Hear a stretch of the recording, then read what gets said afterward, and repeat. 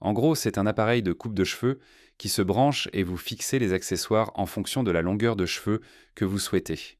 L'innovation ne mène pas toujours au succès, et c'est parce que certaines inventions sont tout simplement trop folles, étranges ou en avance sur leur temps pour être acceptées. Je vais expliquer. Ce qu'il faisait, c'était projeter une petite image juste là. L'évolution de la technologie n'est pas linéaire, et ce sont des gadgets et des dispositifs qui ont tout simplement été trop loin pour réussir. Voici les 20 inventions folles qui n'ont jamais abouti. Numéro 20. La monocycle. Un monocycle est essentiellement une énorme roue unique conçue pour être suffisamment grande pour contenir un conducteur et un moteur pour faire avancer toute cette étrange machine. Ces choses sont incroyablement dangereuses, mais apparemment aussi plutôt amusantes. Les machines ont été inventées pour la première fois au début du XXe siècle et ont ensuite connu un certain succès pendant l'entre-deux-guerres.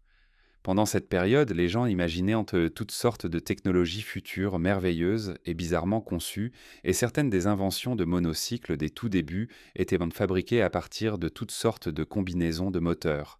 Ils étaient à essence, électriques, même à pédales, et des assemblages d'engrenages, certains prétendant même atteindre des vitesses allant jusqu'à 93 miles par heure. Je ne suis pas vraiment sûr du type de système de freinage qu'ils auraient eu, mais ces choses étaient célèbres pour être incroyablement peu sûres. Maintenant, il est temps de parler du sujet intéressant. Traverser de grandes quantités de forêt est un défi. Donc pour ceux qui travaillent dans cet espace, cela peut réduire ce qu'ils sont capables d'accomplir dans le temps qu'ils ont. Cette machine était une tentative de créer une sorte de robot géant qui transporterait les travailleurs forestiers avec rapidité, comme un sous-marin marchand. Mais le problème, c'est qu'ils n'ont pas pu trouver comment le faire marcher délicatement, et c'était vital puisqu'ils essayaient de préserver la forêt plutôt que de l'endommager. Pour cette raison, un seul a été fabriqué, et il a été rapidement mis hors service. Comme toujours, faites-moi part de vos réflexions dans la section des commentaires ci-dessous en utilisant le hashtag sujet intéressant. Numéro 19. Voiture volante. Depuis que les gens ont pris en main les voitures et ont ensuite imaginé où ils pourraient aller à l'avenir, la voiture volante a été le saint graal du visionnaire optimiste. Peu importe le carnage total d'un scénario de circulation anarchique au-dessus du sol, la voiture volante est l'avenir, et vous savez que vous en voulez une. Apparemment, il y a vraiment des entreprises qui développent des prototypes de voitures volantes. Airbus, Boeing et Uber seraient-ils tous en train de travailler sur des conceptions pour cette idée, et que cela finisse par ressembler à un taxi de style cinquième élément ou à un véhicule à bulles de style futuriste des Jetsons des années 60, eh bien c'est à chacun de deviner. Mais c'est en effet une perspective excitante et légèrement folle. Alors, comment ces choses vont-elles fonctionner ? Eh bien, il s'avère que les voitures volantes, actuellement en développement et en phase de test, sont en réalité capables de décollages verticaux, comme un avion de chasse, et de parcourir de courtes distances, juste quelques dizaines de kilomètres dans les airs pour l'instant. Même ainsi, c'est toujours une voiture volante. Numéro 18. Dirigeable. Au début du XXe siècle, tout le monde était super excité par l'innovation et de nouvelles idées, et le voyage devenait possible pour de plus en plus de personnes. C'est à ce moment-là que l'idée d'un dirigeable a captivé l'imagination du public, avant que tout ne tourne horriblement mal. Les dirigeables étaient autrefois annoncés comme l'avenir du transport. Ces monstres semblaient orphelins défier la gravité et semblaient être l'incarnation du luxe et de la vitesse, offrant aux gens une toute nouvelle vue d'oiseaux sur le monde. Le concept des dirigeables remonte au XIXe siècle, avec des dirigeables à vapeur apparaissant dans les années 1850. Au début des années 1900, des dirigeables rigides avec un cadre en aluminium ou en acier ont commencé à prendre leur envol. La société Zeppelin d'Allemagne était le leader dans le domaine des dirigeables, comme le LZ-127 Graf Zeppelin et le Hindenburg, qui était un des moyens de transport de luxe très convoités. Le Hindenburg avait même une salle à manger, un salon fumeur et un piano à queue à bord. Et leur popularité avait du sens. Les dirigeables offraient aux gens de l'espace, contrairement à l'intérieur écrasé d'un avion, permettant aux très riches de faire des voyages longue distance avec style. Ils nécessitaient également beaucoup moins d'infrastructures que les chemins de fer et pouvaient en fait même atteindre des zones reculées que d'autres types de transports ne pouvaient pas. Les dirigeables avaient une utilisation militaire et ont été mis en service pendant la Première Guerre mondiale. Et après la guerre, les machines pouvaient également offrir une livraison de courrier plus rapide, ainsi que des arrangements de voyage élégants. Mais comme pour toutes ces choses, la bulle devait éclater pour la popularité du dirigeable, et cela devait se produire de manière spectaculaire et tragique. Les dirigeables dépendaient d'orsain de l'hydrogène pour flotter, sauf que le problème avec ce gaz particulier est sa fâcheuse tendance à être un tout petit peu inflammable. Incroyablement inflammable, en fait.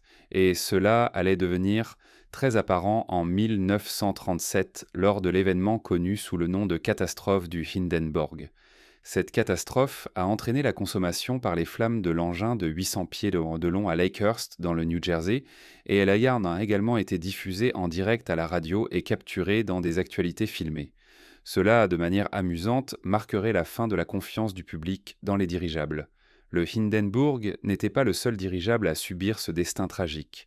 Le R-101 britannique, un énorme dirigeable rigide, s'est écrasé en France en 1930 lors de son premier voyage longue distance, tuant près de 50 personnes.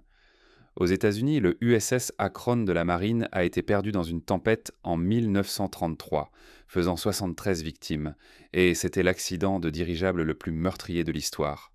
Peu de temps après cela, les avions allaient rapidement progresser en vitesse, en portée et en efficacité, puis le moteur à réaction est arrivé au milieu du siècle, marquant la fin du dangereux dirigeable alors que les gens préféraient ne pas voyager dans une immense bombe à gaz après tout.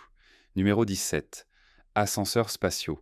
L'idée d'un ascenseur spatial qui semble sorti de la science-fiction a été popularisée pour la première fois en 1960 par l'ingénieur russe Yuri Artyatov, mais c'est Arthur C. Clarke qui l'a ancré dans l'imaginaire public dans son roman de 1979, Les Fontaines du Paradis. Le concept est assez simple en théorie, mais complètement fou en ambition. L'idée est qu'un câble serait attaché à la Terre à l'équateur, et il s'étendrait ensuite en orbite géostationnaire où il resterait fixe au-dessus de la planète. En utilisant des contrepoids et la force centrifuge, la structure resterait tendue, et cela permettrait théoriquement à des véhicules de type ascenseur de monter et descendre le long du câble. Ça semble fou, non? C'est parce que ça l'est un peu. Mais cela n'a pas empêché les gens de rêver, et il y a beaucoup de gens qui pensent même que cette idée folle pourrait en fait fonctionner. Non seulement cela, mais aussi que cela pourrait réduire le coût d'accès à l'espace de dizaines de milliers de dollars par kilo à juste quelques dollars. Parce que les fusées spatiales, bien qu'efficaces, sont également coûteuses et nuisibles pour l'environnement. Je te regarde, Elon Musk, et tes fusées de vanité qui polluent notre planète, espèce de déchets. Un seul lancement nécessite d'énormes quantités de carburant tout en générant une pollution significative. Un ascenseur spatial, en revanche, pourrait fournir un accès continu et réutilisable à l'espace sans avoir besoin de propulsion explosive. Mais c'est encore un rêve, même s'il y a des fous qui continuent d'essayer de le réaliser. Numéro 16. Tomaton.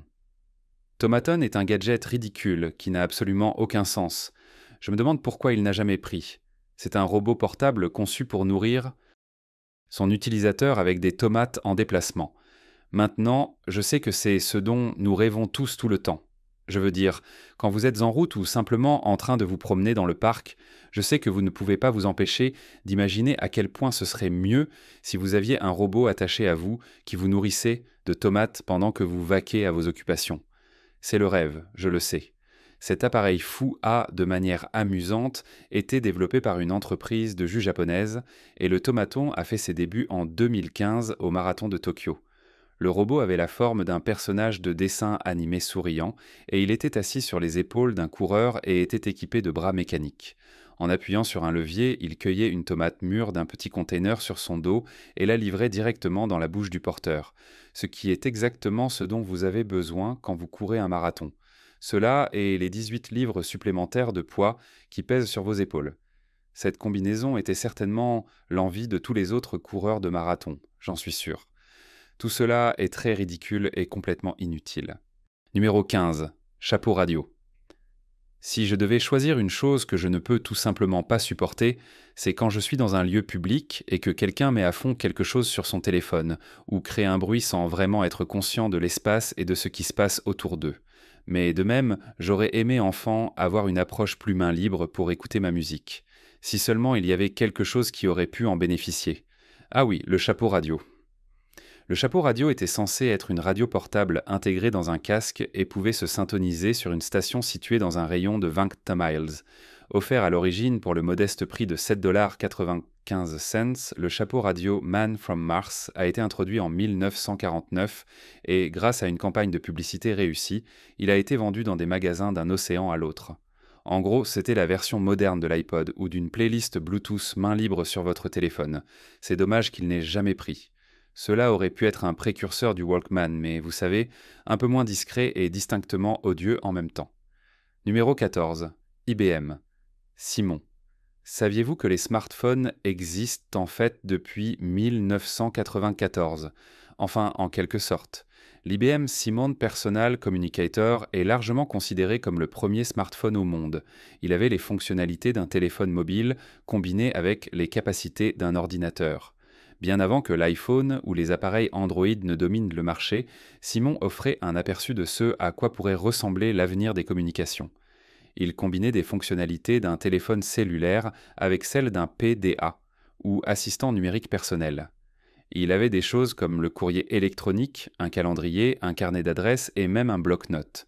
L'appareil était doté d'un écran tactile qui était des années en avance sur son temps, et les utilisateurs pouvaient utiliser un stylet ou même leurs doigts pour naviguer dans les menus. Je peux vérifier mes emails, je peux envoyer ou recevoir des fax, je peux passer un appel téléphonique, bien sûr. À cette époque, les téléphones mobiles n'étaient pas encore largement utilisés, mais seuls les hommes d'affaires d'un certain type ou les passionnés de technologies riches en possédaient un. Donc, Simon était probablement un peu trop nouveau et très de niche pour que quiconque y prête beaucoup d'attention. Bien que Simon ait été magnifique en tant que pionnier, il était aussi encombrant et, malgré sa taille, il était remarquablement avancé pour le début des années 1990. Il fonctionnait sur un système d'exploitation personnalisé avec un design logiciel modulaire pour les mises à jour d'applications futures et permettait même aux utilisateurs d'envoyer et de recevoir des fax. C'était une fonctionnalité qui intéressait les gens à l'époque, mais cela n'a tout simplement pas pris, principalement parce que c'était encore un peu nul. La batterie ne permettait qu'1 heure de temps de conversation, et c'était incroyablement cher à 899 $, ce qui équivaudrait aujourd'hui à environ 1700 $. À l'époque, les gens ne dépensaient pas autant pour la technologie, contrairement à la folie du consumérisme dans laquelle nous nous trouvons aujourd'hui. Mais en réalité, c'était juste trop tôt. Personne ne s'était encore habitué à l'idée des téléphones mobiles, donc il n'y avait pas de marché pour un téléphone ordinateur portable à ce moment-là. Numéro 13, l'Apple Newton. Et bien sûr, là où une entreprise technologique faisait quelque chose, les autres s'amusaient également avec leur propre version. Lorsqu'il a été lancé en 1993, le Newton était une tentative de redéfinir l'informatique personnelle. L'idée était de combiner portabilité avec des fonctionnalités comme la reconnaissance d'écriture manuscrite, qui, bien que nous soyons familiers avec ce genre de choses aujourd'hui, était assez avancée au début des années 90. Apple avait prévu que le Newton serait un appareil pouvant s'intégrer dans la vie quotidienne. Il était censé aider les utilisateurs à organiser leurs emplois du temps, à prendre des notes, à envoyer des messages et même à exécuter des applications simples. Au cœur de son concept se trouvait l'idée d'un assistant numérique. En gros, c'était un appareil capable de faire plus qu'un ordinateur en étant portable, tout en étant intuitif et toujours accessible. Il semble que la caractéristique la plus discutée du Newton était sa capacité à reconnaître l'entrée manuscrite.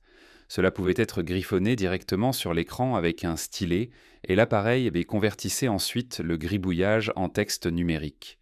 Il incluait un calendrier, un carnet d'adresses, une liste de tâches et un bloc-notes. Les premiers portefeuilles modèles de Newton prenaient en charge le transfert infrarouge et pouvaient se connecter à un ordinateur via un câble. Les modèles ultérieurs introduiraient en tant des capacités de messagerie électronique et d'Internet, mais même si tout cela était un peu nouveau et excitant, les gens ne campaient pas exactement toute la nuit pour mettre la main sur l'un de ces appareils. Il était beaucoup plus cher que d'autres machines qui faisaient des choses similaires comme le Palm Pilot, tout en étant plutôt encombrant et lourd et avec une autonomie de batterie inutile. Même si cet appareil n'a pas été un grand succès, il a été arrêté en 1997 et a certainement eu un impact sur ce que l'avenir réserverait sous la forme de l'iPhone et de l'iPad. Numéro 12. Google Glass. En 2012, Google a dévoilé un nouvel appareil qu'ils ont appelé Google Glass. C'était un dispositif portable qui promettait d'initier une toute nouvelle ère de réalité augmentée et d'informatique portable, exactement ce que nous avons toujours voulu. Sauf que ce n'était pas vraiment le cas et cela a été un échec retentissant. Google Glass était un appareil capable de superposer des informations numériques sur le monde physique. Il se portait comme une paire de lunettes et comportait un petit écran transparent au-dessus de l'œil droit de l'utilisateur. Cela fonctionnait par commande vocale et contrôle tactile sur le côté. Lorsque Google Glass a été introduit, certaines personnes avaient l'impression que la science-fiction prenait vie. L'appareil a également été adopté par des industries désireuses d'explorer son utilisation pratique. Les professionnels de la santé l'ont expérimenté pour l'assistance chirurgicale, tandis que les ingénieurs l'ont utilisé pour des instructions sans les mains dans des environnements complexes. Mais tout cela a rapidement mal tourné et les gens étaient beaucoup moins enthousiastes face à la réalité de cette réalité augmentée particulière. Cela a soulevé toutes sortes de préoccupations en matière de confidentialité, car les personnes portant ces lunettes pouvaient filmer n'importe qui à tout moment sans leur connaissance ni leur consentement. Nous avons d'autres problèmes avec cela aujourd'hui, mais c'était avant tout cela. C'était aussi assez cher. La technologie était hors de portée de la plupart des gens ordinaires, et même si cela semblait être une bonne idée à l'époque, c'était en réalité un peu limité dans ce qu'ils pouvaient vraiment faire. C'était bien plus un gadget qu'un véritable outil fonctionnel. Encore une fois, l'autonomie de la batterie était médiocre, et porter ces lunettes rendait les gens mal à l'aise, et ceux qui les entouraient n'appréciaient vraiment pas que quelqu'un utilise les lunettes, ce qui rendait les choses extrêmement gênantes et inconfortables. Ainsi, dès 2015, la version grand public a été interrompue, et elle n'était alors disponible qu'en tant que produit axé sur les entreprises. Numéro 11. Le téléphone Microsoft Kin. En 2010, Microsoft a fait son entrée sur le marché des téléphones mobiles avec le Kin. C'était un appareil censé révolutionner la façon dont les gens interagissaient avec les réseaux sociaux en déplacement. Et bien qu'il l'ait ciblé sur le public jeune et promis une connectivité incroyable à Facebook, Twitter et d'autres plateformes, seulement 2 mois après son lancement, Microsoft a tiré le rideau. C'était l'un des plus grands échecs de l'histoire technologique, ce qui est déjà dire quelque chose. Microsoft avait l'intention que le Kin comble le fossé entre les téléphones basiques et les smartphones. Le public cible était constitué d'enthousiastes des réseaux sociaux, qui privilégiaient à la simplicité à la puissance informatique avancée. Ils ont donc fabriqué ces téléphones pour donner la priorité aux fonctionnalités de réseaux sociaux et multimédia, plutôt qu'aux applications de productivité, les rendant uniques dans un marché dominé par les iPhones et les appareils Android. Sauf que cela a totalement échoué et n'a pas fonctionné dès le départ, coûtant autant qu'un téléphone capable de tout faire, même s'il ne pouvait faire que des choses liées aux réseaux sociaux. Il n'avait pas de navigation GPS, de calendrier, ni même de support pour des applications tierces. En fait, il n'y avait tout simplement pas de magasin d'applications. Donc naturellement, les ventes étaient un nul, ils ont vendu moins de 10 000 unités. Et seulement 48 jours après le lancement du Kin, Microsoft a interrompu l'appareil en espérant que tout le monde cesserait de rire d'eux. Numéro 10. Le Floby. Le Floby est un accessoire d'aspirateur conçu pour couper vos cheveux. Maintenant, je sais que ça semble fou, mais c'est un véritable objet qui existe dans le monde. C'est comme la version de Wayne's World, de cet article particulièrement ridicule, le Suck Cut, sauf que celui-ci est réel et a vraiment vendu des millions d'unités. Développé et breveté en 1986 en Californie, le Floby était sur le marché depuis 1988. Ce produit bizarre était principalement présenté dans des infos-publicités tard dans la nuit, attirant sans doute l'attention d'étudiants défoncés qui voulaient encore la commodité d'un système de coupe de cheveux à domicile, et il était annoncé comme capable d'effectuer des centaines de coupes de cheveux précises en couches, ce qui est une belle promesse pour un accessoire d'aspirateur. Étrangement, en raison de l'effet de nettoyage de la partie aspiration de l'appareil, ces machines sont utilisées par des astronautes lorsqu'ils sont dans l'espace. Je sais, moi je n'ai jamais pensé à eux se faire couper les cheveux non plus, mais leurs cheveux continuent de pousser même s'ils sont en apesanteur. Quoiqu'il... En soi, malgré la folie de la machine, elle a vendu plus de 2 millions d'unités et dispose également d'accessoires spéciaux pour le toilettage des chiens. Honnêtement, je ne fais même pas ça de manière exagérée. Numéro 9. Les ordinateurs transportables. Avant que les ordinateurs portables ne deviennent les machines légères super tech que nous connaissons aujourd'hui, il existait des choses appelées ordinateurs transportables. Le nom révèle leur seule sorte de nature portable. Les ordinateurs sont apparus au début des années 1980 et étaient conçus pour apporter la puissance d'un ordinateur de bureau aux utilisateurs en déplacement. Mais ils étaient encombrants, moins fonctionnels et vraiment plutôt limités. C'était un bon effort, du moins pour cette époque, et enfin, vous pouviez jouer à Space Invaders où vous le souhaitiez. Les ordinateurs transportables étaient conçus avec des claviers intégrés, de petits écrans CRT et des poignées de transport. Ils étaient des moins portables, au sens véritable, et plus transportables, suffisamment petits pour tenir sous un siège d'avion, mais assez lourds pour nécessiter un véritable effort pour les déplacer. Pas encore un objet universellement utile, mais c'était un début, et cette technologie a ouvert la voie aux ordinateurs portables que nous avons aujourd'hui. Numéro 8. La cage à bébé. Certains d'entre vous ont déjà fait des blagues sur ce genre de choses avec vos enfants indisciplinés, mais ce n'était ni une blague ni une bonne idée de penser à une telle chose. La véritable cage à bébé était un lit dans une cage en fil métallique que les gens pouvaient en suspendre à leurs fenêtres d'appartement pour exposer leurs jeunes à des choses comme la vitamine D du soleil, l'air frais et leur donner un peu d'initiative santé, car elle était connue pour permettre de grandir et de profiter de l'extérieur tout en étant confinés dans un complexe d'appartements. Et oui, cela a été effectivement inventé par une mère parce qu'elle voulait fournir de l'air frais et du soleil aux bébés vivant dans des villes encombrées. Mais bien que cela ait pu fournir ces choses, cela n'offrait pas vraiment de protection contre les éléments. Si un parent oubliait de mettre de la crème solaire, ou, vous savez, n'était pas là pour éloigner les oiseaux et les vautours qui venaient voir une proie facile pour un repas. À l'époque, l'espace vert était en fait une denrée dans de nombreuses zones urbaines, mais au fil des ans, des initiatives ont été mises en place pour améliorer cela avec l'installation de parcs, d'espaces verts et d'autres espaces piétonniers pour que les familles puissent en profiter. Et Dieu merci, parce que je n'ose pas imaginer ce qui se passerait si vous étiez tellement absorbé par votre soap opéra de jour et qu'une pluie torrentielle arrivait. Numéro 7.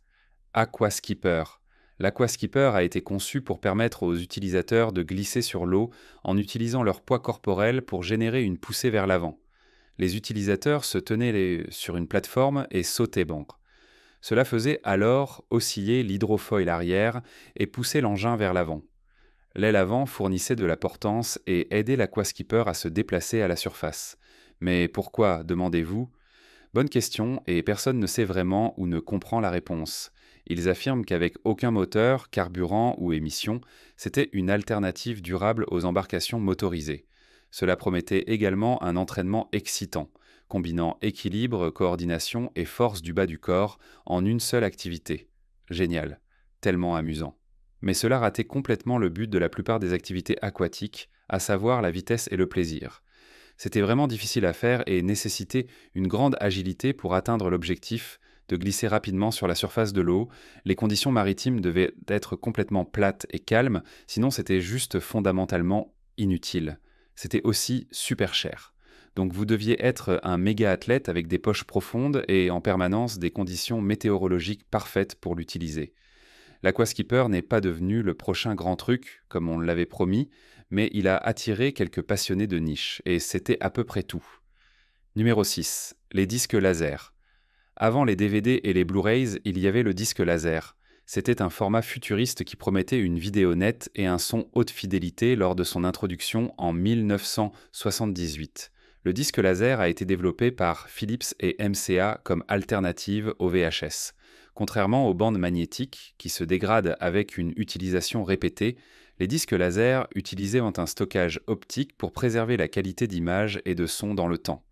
En plus de toute cette qualité sonore et visuelle, les disques laser avaient en IPA de nouvelles fonctionnalités brillantes comme la sélection de scènes et du contenu en coulisses. Ouh, mais bien sûr ils étaient aussi super chers. Dans les années 1980, le lecteur le moins cher coûtait 1000 $. Les disques eux-mêmes coûtaient entre 30 et 50 $ chacun, et ils étaient absolument énormes. Ils se sont révélés assez populaires au Japon, et les cinéphiles aux États-Unis s'y sont intéressés pendant un certain temps. Mais la plupart des consommateurs ordinaires ont à peu près ignoré le disque laser à la fin. Numéro 5. le Segway Human Transporter. En 2001, le Segway était présenté comme l'avenir du transport personnel.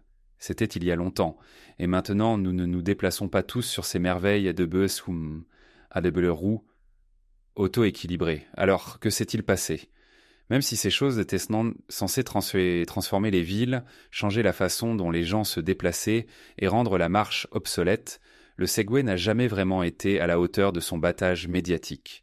Au lieu de devenir le véhicule urbain omniprésent qu'on prédisait autrefois, il est resté un produit de niche populaire dans des contextes spécifiques mais largement ignoré dans le transport grand public. Encore une fois, ce n'est pas vraiment une surprise. Les Segways sont chers et la plupart des gens ne pouvaient tout simplement pas en acheter un.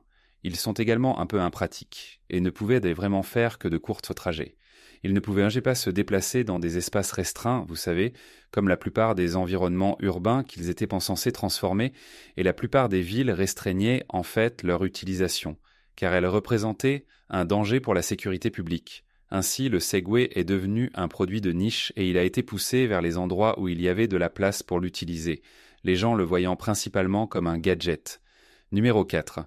Dispositif de service de céréales en forme de tête de grue. En matière d'invention, il y en a certaines qui sont juste folles, et vous ne pouvez tout simplement pas imaginer ce qui les a inspirées au départ. C'est absolument l'une d'elles. Le dispositif de service de céréales en forme de tête de grue a été conçu à la fin du XXe siècle.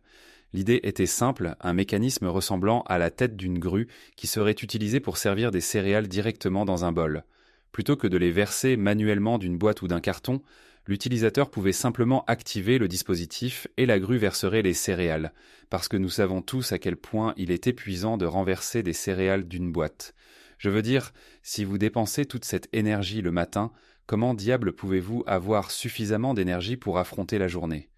C'était présenté comme une solution pour ceux qui trouvaient l'acte de verser des céréales vraiment ennuyeux. Et verser des céréales est tellement ennuyeux que vous pourriez littéralement mourir d'ennui en le faisant. Je veux dire, ça prend environ 2 secondes. Ennuyeux. J'aurais pu jouer à des jeux vidéo pendant ces 2 secondes, vous savez. Je ne peux pas croire que nous n'avons pas tous un de ces trucs dans nos cuisines en ce moment. Numéro 3. Le piège à souris à propulsion par arme à feu. Le concept derrière le piège à souris à propulsion par arme à feu était simple. Je veux dire, pourquoi se fier à un piège à ressort standard ou collant quand vous pouvez simplement tirer une balle pour éliminer le problème ? Amérique, Texas précisément. C'était en 1882, mais tout de même c'est fou. L'appareil consistait littéralement en une arme à feu chargée qui était conçue de telle manière que lorsqu'une souris déclenchait le piège, le pistolet se déchargeait, infligeant un coup mortel au rongeur. Oui, cela semble assez sûr et complètement la bonne solution pour le contrôle des nuisibles. Comment diable cela n'a-t-il jamais pris ? Numéro 2. L'impulsoria. L'impulsoria était une locomotive à cheval au design étrange, conçue par l'ingénieur italien Clemente Macerano en 1850. Contrairement aux voitures à cheval traditionnelles, l'engin avait les chevaux marchant sur des tapis roulants pour générer de la puissance mécanique. Cette puissance était ensuite transmise par un système de chaînes et de boîtes de vitesse pour entraîner les roues de la locomotive. Comment les choses améliorées, quoi que ce soit, est un peu un mystère pour être honnête, mais ils pensaient que cela serait plus rapide que le transport régulier, et qu'au cours d'une journée de 8 heures, ils pensaient que les chevaux pourraient propulser l'impulsoria sur un parcours de 30 miles jusqu'à 8 fois. Mais cela n'a jamais eu d'impact. La locomotion à vapeur était à la mode et elle offrait une bien meilleure solution, donc l'impulsoria a sombré dans l'oubli. Numéro 1. La pierre de compagnie. Il semble que les gens échaudés aient toujours été assez idiots. Même en 1975, vous pouviez leur vendre n'importe quel vieux truc que vous vouliez, et ils feraient à fois la queue pour pouvoir extraire leur argent durement gagné en échange du dernier remède miracle. La mode à l'époque était les pierres de compagnie, et oui, c'est exactement ce que ça a l'air. Le soi-disant jouet collectible était en fait une pierre, et il venait avec des yeux globuleux, un étui de transport et un manuel d'instruction de 32 pages. Tout ça pour une pierre. Vous savez, une pierre, un caillou. Ces jouets étaient l'œuvre de Gary Dahl, un directeur de publicité qui a probablement relevé un défi disant qu'il ne pouvait pas vendre des pierres à des gens aussi idiots qu'une boîte de pierres. Mais il s'est avéré qu'il pouvait, car la mode ridicule a duré environ 6 mois. Et il a vendu plus d'1 million de ces choses pour $4 chacune, devenant ainsi millionnaire. C'est tout pour les schémas extravagants et farfelus des inventions passées. Lequel de ces objets utiliseriez-vous et lequel aimeriez-vous revoir? Faites-le moi savoir dans les commentaires ci-dessous. Découvrez les autres choses intéressantes qui apparaissent à l'écran et je vous verrai la prochaine fois.